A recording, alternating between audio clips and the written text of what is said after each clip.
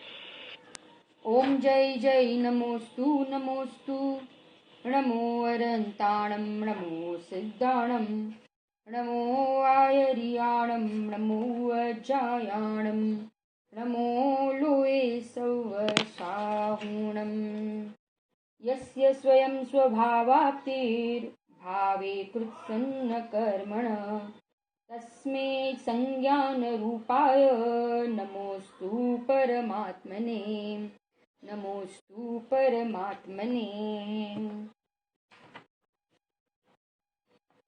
इष्टोपदेश ग्रंथ पूज्यपाद स्वामी द्वारा रचित। हमने यहाँ पे कल तीसरा कलश देखा था और उसमें हमने देखा था कि व्रतों को अंगीकार करना चाहिए, वह निष्फल नहीं है, निरर्थक नहीं है, क्योंकि उससे पुण्य बंध होता है, पुण्य की प्राप्ति होती है। पुण्य का उपार्जन होता है और वो पुण्य अपने को नरक निगोध से बचाता है और स्वर्ग आदि की प्राप्ति कराता है। इसीलिए हमें अशुभ से बचने के लिए पुण्य कार्य करने चाहिए, क्योंकि हम शुद्ध उपयोग में नहीं रह सकते हैं। ज्ञानी भी शुद्ध उपयोग में ज़्यादा समय नहीं रह सकते हैं। निचली भूमिका में कमजोरी ज़्यादा है तो अंदर में स्थिर नहीं रह सकते हैं। इसीलिए अशुभ को छोड़ते हैं और शुभ का अवलंबन लेते हैं। 4 पॉइंट्स बताए थे कल कि शुभ में रहने से 4 फायदे होते हैं, 4 लाभ होते हैं। कौन से 4 लाभ? तो एक तो पूर्व में जो अशुभ कर्म बंधे थे ना, सत्ता में थे, उसका संक्रमण होता है शुभ में। नए अशुभ कर्म नहीं बंधते हैं, नए अशुभ कर्म नहीं बंधते हैं, बराबर। तीसरा कहा था नए अशुभ कर्म नहीं बनते हैं। तीसरा हमने लाभ देखा था कि शुभ में रहने से शुद्ध में जाने का अवकाश है। शुभ में रहने से शुद्ध में जाने का क्या है? अवकाश है। और चौथा हमने देखा था कि शुभ भाव से पुण्य का बंध होता है, स्वर्ग आदि की प्राप्ति होती है। 4 लाभ, 4 फायदे हमने देखे थे, बराबर ना। अब हम आगे जाते हैं। हम आज चौथे नंबर के श्लोक पर आते हैं। कल हमने दृष्टांत भी देखा था। तीसरे नंबर के श्लोक में क्या दृष्टांत दिया था, है ना? वो जो छाया और धूप का हमने दृष्टांत देखा था। तो वो हमने देखा था कि एक जो मित्र है वो छाया में बैठा है और एक मित्र है वो धूप में बैठा है, और दोनों वो अंदर जो गांव में है वो मित्र की राह देख रहे हैं। तो वो धूप में बैठा हुआ जो मित्र है ना, तो वो धूप में बैठा है तो आकुल व्याकुल है, दुखी है, और जो छाया में बैठा है वो सुखी है। ऐसे यहाँ पे कह रहे हैं कि जब तक पुण्यता की प्राप्ति नहीं होती है तो ज्ञानी पुण्य का बंध ज्ञानी को होता है, तो स्वर्ग आदि में जाते हैं तो अपना समय शांति से वो पसार कर सकते हैं।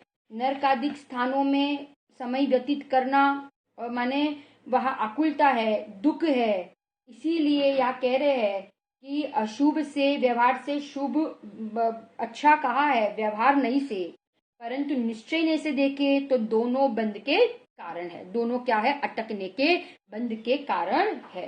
अब हम आगे चौथे नंबर के श्लोक पर जाएंगे। देखो चौथा नंबर का श्लोक अब क्या कहते हैं? હવે શિષ્ય ફરીથી આ શંકા કરે છે, એવી રીતે આત્માની ભક્તિ अयुक्त अयोग्य ठहरશે।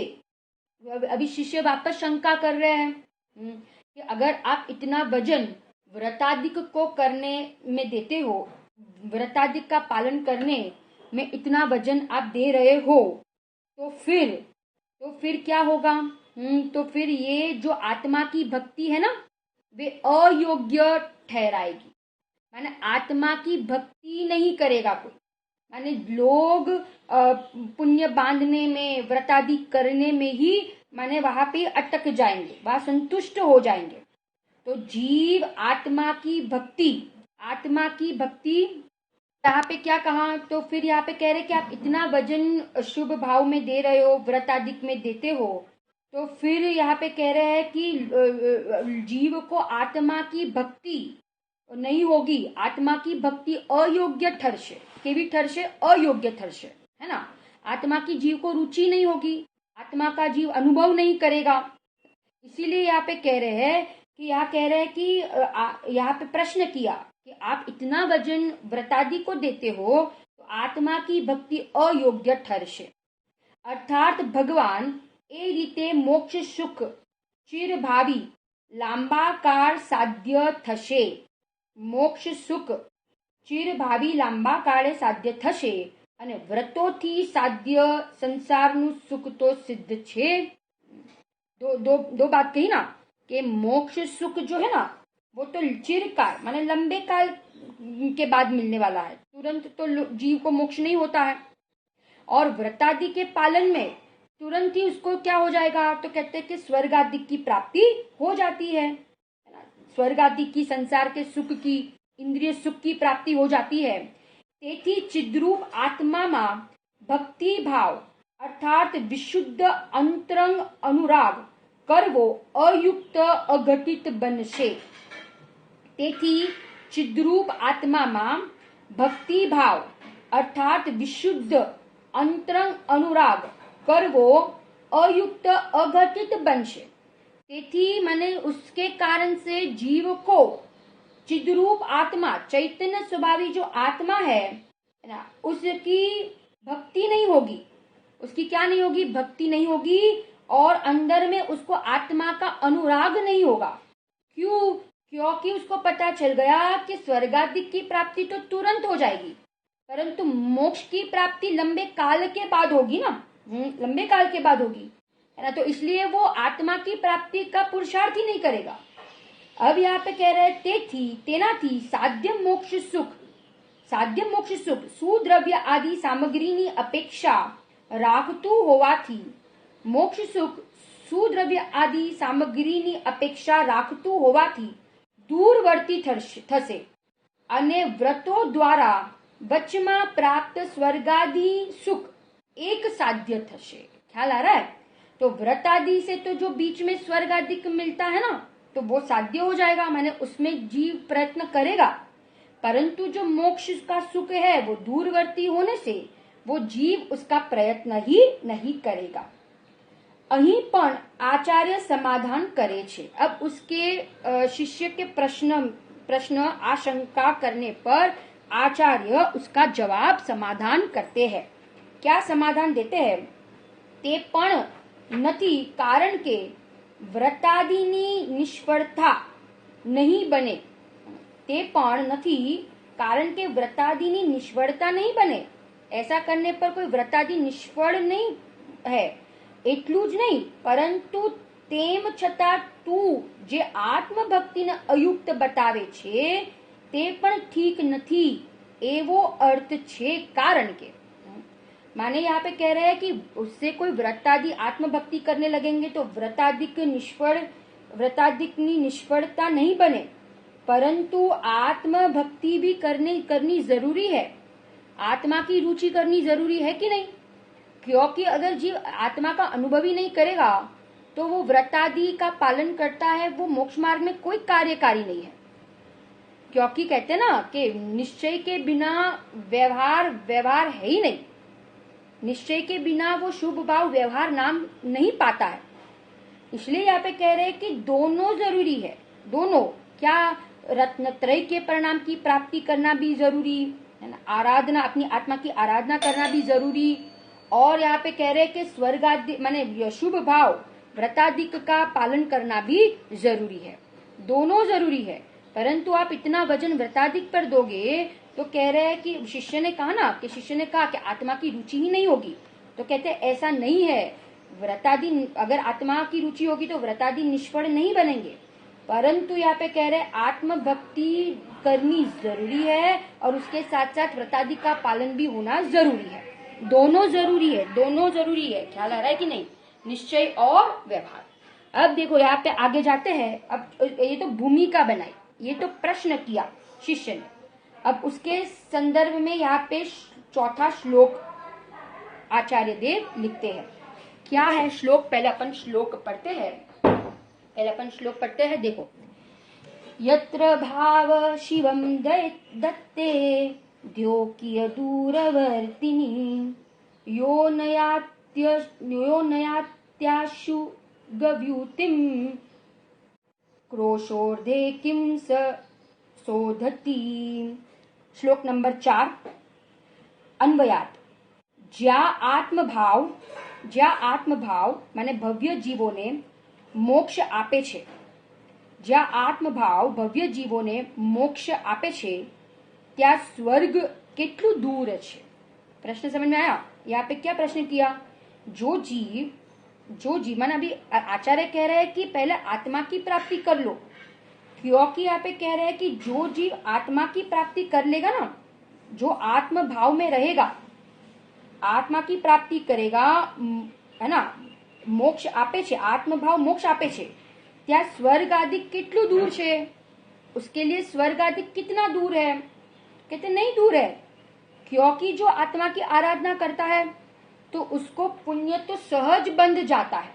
उसको क्या होता है? पुण्य तो सहज बंध जाता है, उसको पुण्य सहज बंध जाता है ना। पुण्य बांधने नहीं जाना पड़ता, परंतु पुण्य तो सहज बंध जाता है। ज्ञानी कहाँ रहेंगे? शुद्ध भाव में ज्यादा समय नहीं रह सकते हैं, हमारे शुद्ध उपयोग में ज्यादा समय नहीं रह सकते हैं। तो जब वे बाहर आएंगे तो कहते हैं कि पुण्य परिणाम तो सहज हो जाते हैं ना, और उससे पुण्य का बंध स्वर्ग आदि की प्राप्ति अपने आप हो जाती है। तो स्वर्ग आदि कह रहे कितना दूर है ज्ञानियों के लिए? बिल्कुल दूर नहीं है, काई दूर નથી, अर्थात नजीक જ છે। જે ભારને બે કોષ સુધી, જે ભારને બે કોષ સુધી જલ્દી લઈ જાય છે, જે મનુષ્ય ભારને બે કોષ સુધી જલ્દી લઈ જાય છે, તે ભારને અડધો કોષ લઈ જતા શું થાકી જશે? ખિન્ન થશે? ના, ખિન્ન થશે નહીં। જેની પાસે, जिसके पास 2 कोष तक ले जाने की शक्ति है ना, उसके पास शक्ति है ना उतना ले जाने की जल्दी से, तो वो आधा कोष नहीं ले जा सकता? ले जा सकता ना, उसमें तो वो थकान तो नहीं महसूस करेगा, वो खिन्न भी नहीं होगा, क्योंकि उसके पास तो 2 कोष जाने की शक्ति है। समझ में आ रहा है? दृष्टांत कितना जबरदस्त दिया यहाँ पे। ऐसे यहाँ पे कह रहे हैं कि जिसको अब अल्पकाल में मोक्ष की प्राप्ति होने वाली है, जिसने रत्नत्रयी की प्राप्ति कर ली है, तो उसको स्वर्ग आदि का पुण्य बांधना तो उसके लिए सहज है, उसके लिए कोई कठिन नहीं है। पुण्य बांधना तो सहज है, उसके लिए एकदम सरल है, क्योंकि उसने आत्मा की प्राप्ति कर ली है। तो जिसने आत्मा की प्राप्ति कर ली है, तो वो जीव जब सविकल दशा में आता है तो वो जीव कहाँ दिखेगा? जहां आत्मा की चर्चा चलती हो, क्योंकि उसको आत्मा पसंद आया ना, उसने अंदर आत्मा का अनुभव किया, उसने आत्मा का रसास्वादन किया, उसको आत्मा का अतीन्द्रिय सुख का अनुभव हुआ। तो अब वो जीव जब सविकल दशा में आएगा तो वो होटल, पिक्चर थिएटर आदि हिल स्टेशन में तो नहीं दिखेगा। वो जीव कहाँ दिखेगा? कि जहाँ आत्मा की चर्चा चलती हो, जहाँ आत्मा के गुणगान गाए जाते हो, जहाँ सत्संग स्वाध्याय है ना, इसी प्रकार का माहौल बनता हो, तो वो वही पाया जाएगा। क्यों? क्योंकि उसको आत्मा रुच गया ना। तो जो जीव या आत्मा की बात करते हैं, जहां ही आत्मा की बात होती है, उन्हीं आयतनों में वो जीव पाया जाएगा। अब उसके लिए वहां वो रहा, तो उसके लिए पुण्य बांधना कठिन है कि सरल है? तो कहते सरल है। सरल है कि नहीं? पढ़ाएगा, पढ़ेगा, स्वाध्याय करेगा, चिंतन करेगा, भक्ति, मंदिर, उसकी प्रवृत्ति यही सारी दिखेगी ना, उसके परिणाम भी शुभ ही दिखेंगे, क्योंकि उसने आत्मा का अनुभव कर लिया। और जिसने ऐसा आत्मा दिखाया, ऐसे देवशास्त्र गुरु भगवंतों की उसको महिमा अपने आप आ जाएगी, है ना, अपने आप आएगी। क्योंकि जैसे अपन देखते हैं ना कि कोई लौकिक डॉक्टर होता है, कोई डॉक्टर होता है लौकिक में, तो वो अपना एक रोग दूर करता है, तो हम उसको कितनी बार याद करते हैं, हमें कितनी महिमा आती है कि नहीं। ऐसे यहाँ पे कह रहे हैं कि ये देवशास्त्र गुरु ने तो हमारा अनंत काल का जन्म मरण दूर कर दिया। कल रात को पंच परावर्तन में दृष्टांत दिया था ना कि भाई जो सर्प होता है, तो वो सर्प जो होता है वो एक बार काटता है, परंतु ये मिथ्यात्व रूपी जो सर्प है ना, वो तो अनंत अनंत जन्म मरण में काटता है, माने अनंत जन्म मरण कराता है। इसलिए सबसे पहले दूर करने योग्य क्या है? मिथ्या। चक्रवर्ती, तीर्थंकर, ऐसे कामदेव, वासुदेव, नारायण, प्रतिनारायण, ऐसे जीवों को ही इस प्रकार का पुण्य बनता है। कैसा पुण्य बनता है? ऐसा किसका? कैसा? तो कहते हैं उच्च उच्च जाति का, उच्च कोटि का। मैंने उनको इस प्रकार के 63 शलाका पुरुष के पद बनते हैं। जो जिसको आत्मा रुच गया, उनको सहज इस प्रकार के पुण्य बंध जाते हैं, है ना। उसके लिए अब गुरुदेव एक दृष्टांत गुरुदेव ने दिया है, वो अपन देखेंगे। परंतु देखो, अपन पहले टीका पढ़ते हैं। ज्या એટલે આત્મ વિષયમાં ભાવ આત્મ ધ્યાન આપે છે, પ્રદાન કરે છે। ભવ્ય જીવ શિવ એટલે મોક્ષ આપે છે। જ્યા એટલે આત્મ વિષયમાં ભાવ આત્મ ધ્યાન આપે છે, પ્રદાન કરે છે। ભવ્ય જીવને શિવ એટલે મોક્ષ આપે છે। આત્મ ધ્યાન આપે છે, પ્રદાન કરે છે. जो आत्मा का ध्यान करता है, जो आत्मा का अनुभव करता है ना, ભવ્ય જીવને શિવ એટલે મોક્ષ આપે છે. એ જ વસ્તુ શું આપે છે? ભવ્ય જીવને શિવ એટલે કે મોક્ષ આપે છે. એ આત્માની આરાધના ભવ્ય જીવને શું આપે છે? મોક્ષ આપે છે. મોક્ષ પ્રદાન કરવામાં સમર્થ તે આત્મભાવને સ્વર્ગ કેટલું દૂર છે. બરાબર. મોક્ષ પ્રદાન કરવામાં સમર્થ, જે મોક્ષ પ્રદાન કરવામાં જે સમર્થ છે એવી જે आत्मभावने, એટલે કે જે आत्मा की आराधना कर रहा है वो जीव, उसके लिए स्वर्ग कितना दूर है. કેટલું દૂર એટલે કેટલે છે તે આવેલા પ્રદેશે વર્તે છે, નિકટ જ રહે છે, આવો અર્થ છે. નિકટ ही है, दूर नहीं है, निकट ही है. કારણ કે સ્વાત્મ ધ્યાન સાથે ઉપાર્જિત પુણ્યનું એક ફળ છે. स्व आत्म ध्यान के साथ ऐसा पुण्य अपने आप बंध जाता है ना. स्व आत्म ध्यान साथे उपार्जित पुण्य नु ते एक फल छे. शू फल छे? तो कहते हैं स्वर्ग आदि की प्राप्ति होना. व्रतादिक को निष्फल नहीं कहा है, व्रतादिक साथ में होंगे ही, क्योंकि जिसने आत्मा की आराधना की है उसके जीवन में त्याग, व्रत, नियम, है ना, अनुव्रत, महाव्रत, ये सारे 28 निर्गुण का पालन, हिंसा नहीं करना, अहिंसा का पालन करना, रात्रि भोजन नहीं करना, बिना चना जल पान नहीं लेता है, ये सारे परिणाम अपने आप उसको जीवन में आते हैं. क्योंकि उसने अपने को आत्मा देखा तो वो दूसरे जीवों में भी आत्मा देखेगा. वो अन्य जीवों में भी क्या देखेगा? आत्मा देखेगा कि नहीं. भगवान आत्मा, બધા भगवान आत्मा देखाय છે. क्योंकि स्वयं ने अपने को क्या देखा? आत्मा देखा है. भगवान छो भगवान था वो मंत्र कहते थे, समझाणू काय कह कर प्रेम से पुकारते थे. ये गुरुदेव को पाना और गुरुदेव को सुनना बड़ा भाग्य मानेंगे, भगवान बनेंगे. क्या बनेंगे? भगवान बनेंगे. भक्त नहीं, भगवान बनेंगे.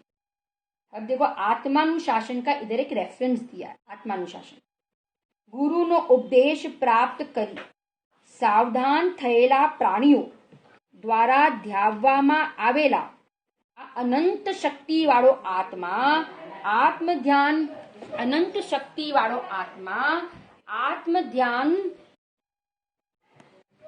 આત્મધ્યાન કરનારને ભુક્તિ, ભોગો અને મુક્તિ પ્રદાન કરે છે.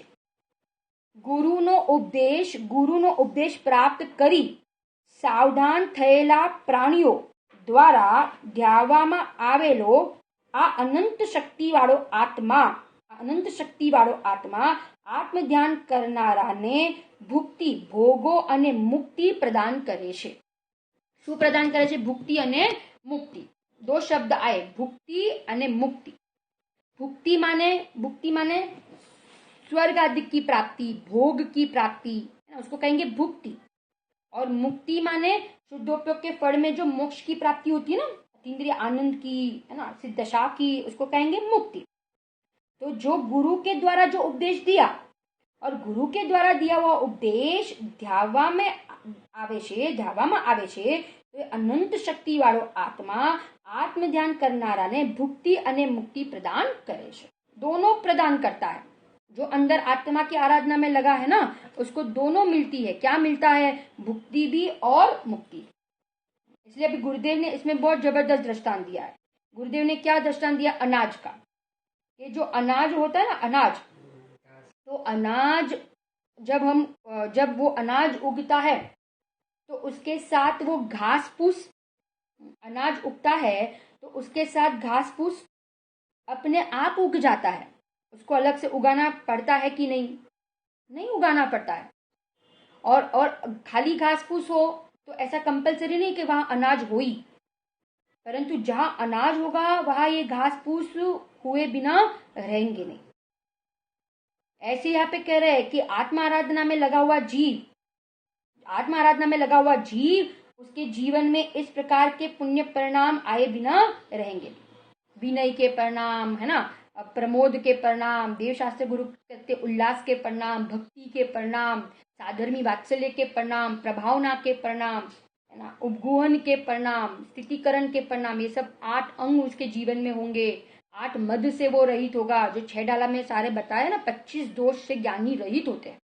25 दोष से रहित। हमने 4 भावनाएं की थी, मैत्री भावना, प्रमोद भावना, मध्यस्थ भावना, कारुण्य भावना। ये सब क्या है?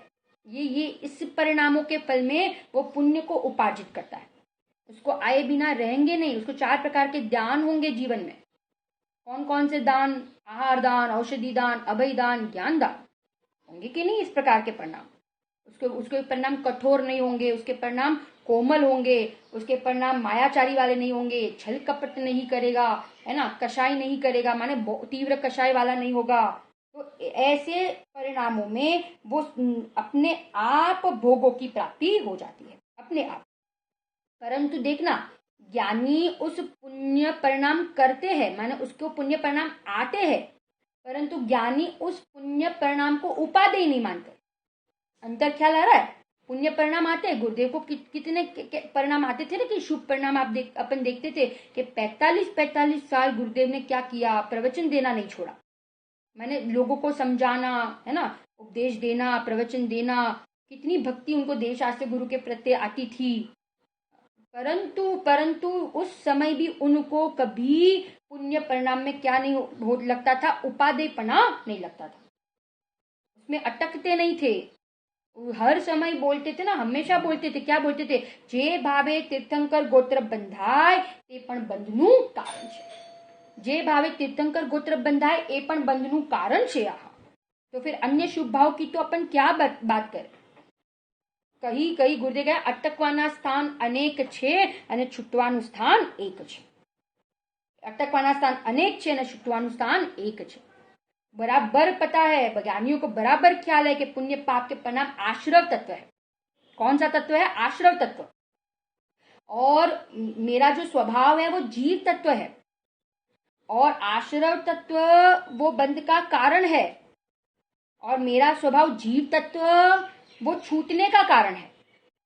उसके आश्रय से संवर और निर्जरा प्रकट होती है। क्या होता है संवर और निर्जरा? और विशुद्ध पूर्णता की प्राप्ति हो तो मोक्ष की प्राप्ति हो जाती है। 7 तत्व ख्याल आया? जैसे 5 पांडव थे ना, 5 पांडव, तो 5 पांडवों में से 2 पांडव को, 3 पांडव तो शुद्धोपयोग में से डिगे नहीं, तो वे तो मोक्ष चले गए। परंतु 3 पांडवों को 3 पांडव तो अपने शुद्धात्मा में रहे, और 2 पांडवों को, नकुल और सहदेव को, इतना सा विकल्प आया कि मेरे साधर्मी भाई की दशा क्या हुई होगी, है ना, कैसे होंगे वो। इतना विकल्प आया। उस विकल्प में उनका पुण्य बंधा कि नहीं? उनको सर्वार्थ सिद्धि का बंध हो गया। किसका बंध हुआ? सर्वार्थ सिद्धि का। उनको सर्वार्थ सिद्धि का बंध बांधना पड़ा कि सहज हो गया ना, अंदर आत्म ध्यान से डिगे, बाहर आए, ऐसा शुभ विकल्प आया, तो उनको सर्वार्थ सिद्धि का बंध हो गया। परंतु वो भी बंधन है कि नहीं? बोलो, बंधन है ना। अब क्या करे? वो विकल्प अपने आप सहज आ जाता है, क्योंकि उतनी अंदर में उनकी पुरुषार्थ नहीं हुआ, माने इतनी अंदर में वो स्थिरता नहीं कर पाए, तो इसीलिए ऐसा विकल्प आ गया, और उनको उस विकल्प के फल में सर्वार्थ सिद्धि का बंध हो गया। रत्नत्रय की प्राप्ति ही करनी है, और रत्नत्रय की प्राप्ति होने के बाद पुण्य अपने आप बंध जाता है। जो अज्ञानी जो पुण्य बांधता है ना, वो पुण्य तो परंपरा निगोद का कारण का है। अज्ञानी का शुभ भाव, सुनना बराबर, अज्ञानी का शुभ भाव परंपरा से निगोद का कारण है। अज्ञानी का शुभ भाव परंपरा से निगोद का कारण है, और ज्ञानी का शुभ भाव परंपरा से मोक्ष का कारण है। फिर से एक बार बोलती हूँ, अज्ञानी का शुभ भाव, अज्ञानी का जो शुभ भाव है ना, वो परंपरा से निगोद का कारण है, और ज्ञानी का शुभ भाव परंपरा से किसका कारण है? तो कहते हैं कि मोक्ष का कारण है। मोक्ष का कारण ख्याल आ रहा है कि नहीं? दोनों में अंतर समझ में आ रहा है? ज्ञानी और अज्ञानी। एक का शुभ भाव अज्ञानी का शुभ भाव परंपरा से निगोद का कारण, और ज्ञानी का शुभ भाव परंपरा से मोक्ष का कारण है। इसका कारण है, मोक्ष का कारण है। इसलिए देखो यहाँ पे कह रहे हैं वही, अब देखो यहाँ पे आगे कहेंगे आत्मा, ये तत्वानुशासन का एक दृष्टांत दिया, तत्वानुशासन का, है ना। अब आगे कहते हैं आत्मा अरहंत अने सिद्धना रूपे चिंतवन માં ધ્યાવામાં આવતા ચરમ શરીરીને મુક્તિ પ્રદાન કરે છે। શું કરે છે? મુક્તિ। આ આત્મા અરહંત અને સિદ્ધના રૂપે ચિંતવનમાં ધ્યાવામાં આવતા ચરમ શરીરીને મુક્તિ પ્રદાન કરે છે, મુક્તિ પ્રદાન કરે છે। चरम शरीरी की बात की। चरम शरीरी माने कौन? चरम शरीरी माने उसी भव से मोक्ष जाने वाले। चरम शरीरी माने जो जीव उसी भव से मोक्ष जाते हैं। भरत चक्रवर्ती थे, हनुमान थे, ये सारे जीव चरम शरीरी थे, उसी भव से वे मोक्ष गए। तो उनके लिए तो उसी भव से वे मोक्ष चले गए, है ना। उनको स्वर्ग आदि की प्राप्ति नहीं हुई, परंतु अनेक तेना ध्यान साथे पुण्य उपार्जित करनार अन्यने ते भुक्ति अर्थात स्वर्ग चक्रवर्ती आदिना भोगो प्रदान करे छे। माने जो चरम शरीरी नथी, जेनो हजीन थोड़ा भव बाकी है, जिसके अभी भी और भव बाकी है ना, 2-4 भव, 15 भव। अभी तो कहते हैं ना कि भाई ज्ञानी होने के बाद उसका कितना काल बताया है? अर्धपुद्गल, किंचित न्यून अर्धपुद्गल परावर्तन का काल। कितना काल बताया? किंचित न्यून अर्धपुद्गल परावर्तन काल। तो अब तो बहुत लंबा काल है। तो कहा जाएगा माने स्वर्ग में मनुष्य कितने भव करेगा वो बीच में? अगर वो सम्यक दर्शन छूट गया तो इतना लंबा काल। सम्यक दर्शन नहीं छूटा है तो बताया ज्यादा में ज्यादा, सम्यक दर्शन नहीं छूटे तो ज्यादा में ज्यादा क्षायक्षमिक सम्यक दृष्टि को 15 भव बताया। मैक्सिमम कितने भव? 15 भव। शायिक सम्यक दृष्टि को 3 भव बताए। कितने भव बताए? 3। और क्षायक्षमिक सम्यक दृष्टि माने उसका सम्यक तो ना छूटे और ऐसा वैसा का वैसा उसका सम्यक तो बना रहे, तो फिर उसको मैक्सिमम 15 भव बताए। तो इसमें वो स्वर्ग मनुष्य का भव करेगा ना जी। तो यहाँ पे कह रहे हैं कि पुण्य उपार्जित कर से, सुउपार्जित कर से, पुण्य उपार्जित कर से, माने स्वर्ग चक्रवर्ती ना भोग प्रदान करे छे। और जो चरम शरीरी है वो तो स्वर्ग में नहीं जाएंगे, वे तो उसी भव से कहाँ चले जाएंगे? मोक्ष चले जाएंगे। ख्याल आ रहा है ना? उसी भव से वे कहाँ जाएंगे? मोक्ष जाएंगे।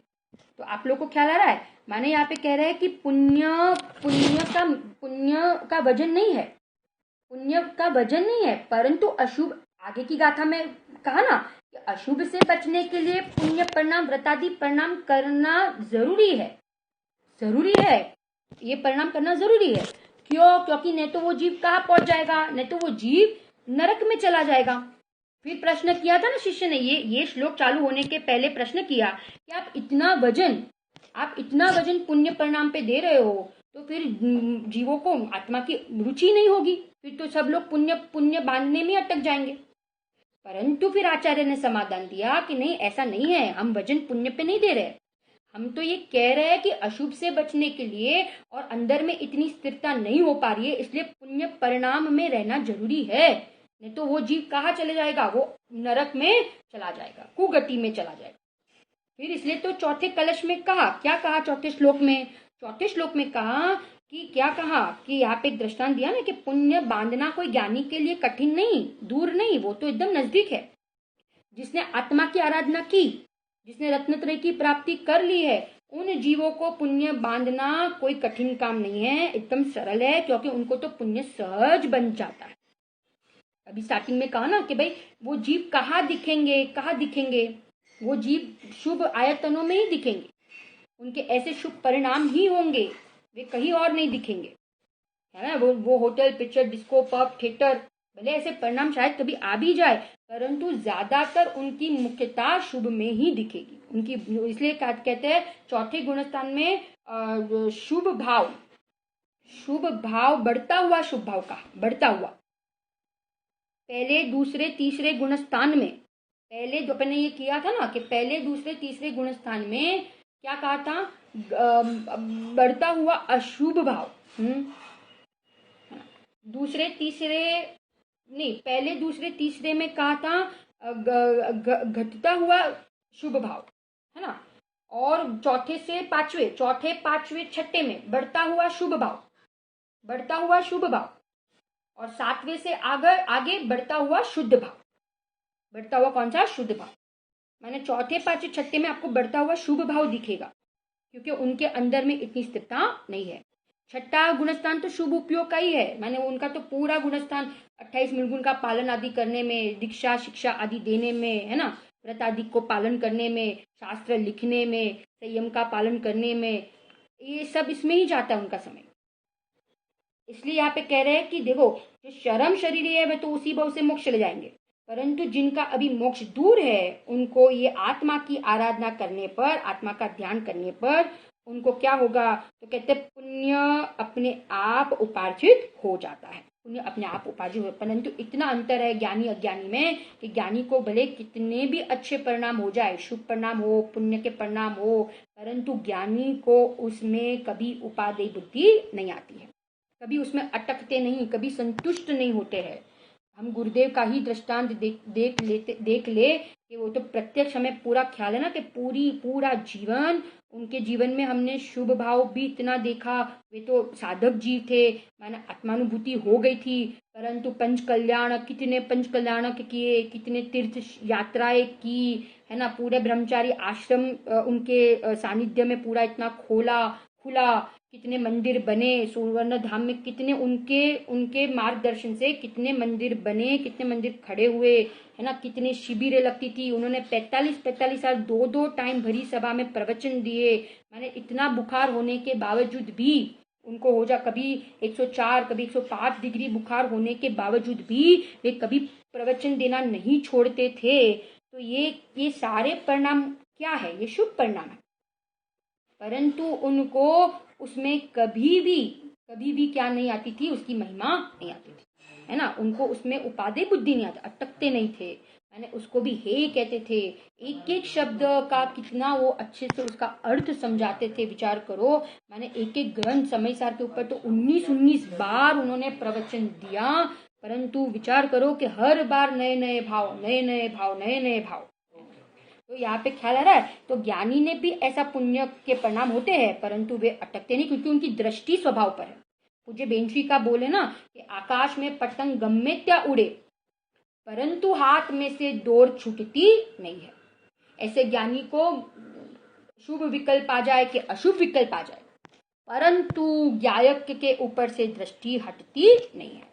उनकी गायक के ऊपर से कभी दृष्टि हटती नहीं है, बराबर ना। वे हमेशा अपनी गायक की दृष्टि, गायक की श्रद्धा, गायक की प्रतीति, चाहे वे 6 खंड लड़ने जाए, चाहे वे लक्ष्मण जी का मुर्दा लेके घूम रहे हो, चाहे वे छानुजा रानियों का भोग कर रहे हो, चाहे वे 6 खंड के वैभव के बीच में हो, चाहे वे पंच कल्याणक मनाने जा रहे हो, परंतु ज्ञानी की दृष्टि कभी भी आत्मा के ऊपर से हटती नहीं है, क्योंकि डोर हाथ में से हटती नहीं है। उनको पूरा ख्याल है कि भाई ये विकल्प परिणाम है, वो आने जाने वाले हैं, वो आते हैं और जाते हैं, परंतु मैं तो इन परिणामों के बीच में, इन औदैहिक भावों के बीच में भी मैं तो ज्यों का त्यों, मैं मेरे में ना विकल्प का प्रवेश हुआ है और ना मैं विकल्प जितना हूँ। मैं तो त्रिकाल हूँ, विकल्प एक समय के है, मेरे ज्ञान का गे बन रहे हैं, उनको निरंतर ज्ञान का गे बन रहा है, क्योंकि वो हमेशा ज्ञानमय परिणमते हैं। और अज्ञानी ज्ञानमय नहीं परिणमता हुआ, अपने को ये गे वाला, अपने को ये भोग वाला, अपने को ये सारे ख्याल आ रहा है ना, ये पदार्थ वाला अपने को मानता है। इसीलिए ज्ञानी, सम्यक दृष्टि ज्ञानी, क्या कहा, सम्यक दृष्टि ज्ञानी होते हैं ना, तो वे कभी भी अटकते नहीं है। और जो अज्ञानी है वो अटके बिना रहता नहीं है। ख्याल आ गया? अभी आप एक समझ आत्मा, अब देखो नीचे में पढ़ती हूँ। आज अर्थ ने दृष्टांत द्वारा स्पष्ट करी कहे छे, जे એટલે ભારવાહક લઈ જાય છે શું પોતાને ઉચકવાનો ભાર ક્યાં સુધી, પોતાને ઉચકવાનો ભાર ક્યાં સુધી? 2 કોશ સુધી. કેવી રીતે? શીઘ્ર, જલ્દીથી. તે શું? પોતાના ભારને અડધો કોષ લઈ જતા ખેદ પામશે. નહીં ખેદ પામે એવો અર્થ છે, કારણ કે महाशक्तिમાં अल्प शक्तिનો समावेश सारी रीते घटे છે. कोई पास बहुत ज्यादा शक्ति है तो उसमें अल्प शक्ति का तो अपने आप समावेश हो जाता है, कारण के महाशक्ति में अल्प शक्ति नो समावेश सारी रीते घटे છે. अर्थात महाशक्ति वाला ने अल्प शक्ति सहज होय छे. महाशक्ति वाला ने अल्प शक्ति तो सहज होय छे, बराबर. इसलिए ज्यादा शक्ति वाले में अल्प शक्ति का समावेश हो जाता है. अब देखो भावार्थ में पढ़ती हूँ, भावार्थ एकदम सरल है तो अपन आज ये भावार्थ भी पढ़ लेते हैं. जे जीव भावार्थ जे शुद्धोपयोग रूप आत्म परिणामમાં મોક્ષ સુખ પ્રાપ્ત કરવાનું સામર્થ્ય છે તે ભૂમિકામાં રહેલા શુભ રાગથી સ્વર્ગાદિની પ્રાપ્તિ સહજ હોય છે. જે માણસ એક મણનો બોજો 2 કોષ લઈ જઈ શકે તેટલી તાકાતવાળો છે તે બોજો અડધો કોષ લઈ જતા થાકી જશે, નહીં જ થાકે. તેવી જ રીતે જે જીવ પૂર્ણતાના લક્ષ્ય મોક્ષ સુખ માટે પુરુષાર્થ આદર્યો છે તેને શું સ્વર્ગાદિની પ્રાપ્તિ મુશ્કેલ છે? ના, તે સુલભ જ છે. જે જીવ ચરમ શરીરી છે એટલે કે તે ભવે જ મોક્ષ પ્રાપ્ત કરવાની લાયકાત વાળો છે, બરાબર. જે જીવ ચરમ શરીરી છે તે જ જીવે મોક્ષ પ્રાપ્ત કરવાની લાયકાત વાળો છે. તો કે છે કે એની માટે લાયકાત વાળો છે તો આત્મ ધ્યાનાદિ ઉગ્ર પુરુષાર્થ દ્વારા મોક્ષ પામે છે.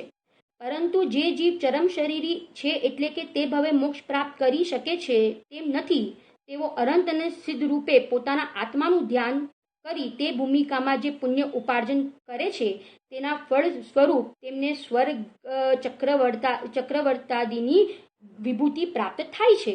એ રીતે આત્મધ્યાનથી ભુક્તિ અને મુક્તિ પ્રાપ્ત થાય છે. ક્યાં કહા? આત્મધ્યાનથી ભુક્તિ અને મુક્તિની પ્રાપ્તિ થાય છે. એ રીતે આત્મભક્તિમાં સ્વર્ગ ગતિનું પણ સાધનપણું છે એવું સમર્થન કરવામાં આવતા શિષ્ય તેના ફળની જિજ્ઞાસાથી ગુરુ પૂછે છે, સ્વર્ગ જનારાઓને શું ફળ મળે છે? स्वर्ग जनाराओं શું ફળ મળે છે? अभी इसका समाधान 5वें श्लोक में आएगा, वो अपन कल के स्वाध्याय में देखेंगे. इसमें बहुत ही सरलता से समझा दिया. क्या समझा दिया? કે જેને ખૂબ વજન દૂર સુધી 2 કોષ સુધી લઈ જવાની જેની પાસે તાકાત છે તો તે અડધો કોષ શું નહીં લઈ જઈ શકે? તો કે છે લઈ જઈ શકશે. એની માટે તો એકદમ સરળ છે. એમ જેને મોક્ષનો પુરુષાર્થ કર્યો છે તો તેને સ્વર્ગાદિકની પ્રાપ્તિ કરવી તો કે છે તેની માટે તો એકદમ सुलभ છે. અને જે चरम शरीरी है तो उनको तो ऐसा स्वर्गादिक की प्राप्ति नहीं होगी, परंतु जो चरम शरीरी नहीं उनको स्वर्गादिक की प्राप्ति ऐसे चक्रवर्ती आदि के विभूति प्राप्ति हुई बिना रहती नहीं है. इस प्रकार से हमने ये 4था श्लोक देखा. कल अपन 5वें श्लोक पर जाएंगे. 5वें श्लोक की भूमिका और वे श्लोक में क्या बताया है उसकी चर्चा हम कल के स्वाध्याय में करेंगे. इसी मंगल भावना के साथ हम स्वाध्याय पूरा करते हैं. जिनवाणी स्तुति ले लेती हूँ मैं. निज निधि निज में बताई यह अनंत उपकार है, उसके लिए जिन वाणी माँ को वंदना शत बार है, वंदना शत बार है. बोलो बोलो अम भक्तोना तारणहार एवा कहान गुरुदेवनो जय हो. बोलो प्रसन्न मूर्ति भगवती मातनो जय हो. बोलो बोलो अम्बाला विदेयनाथ सिमंदर भगवान नो जय हो. बोलो शादवाद में एकांत में नित्य बोधिनी जिनवाणी मात नो जय हो. बोलो जिन शासन नो जैन धर्म नो जय हो.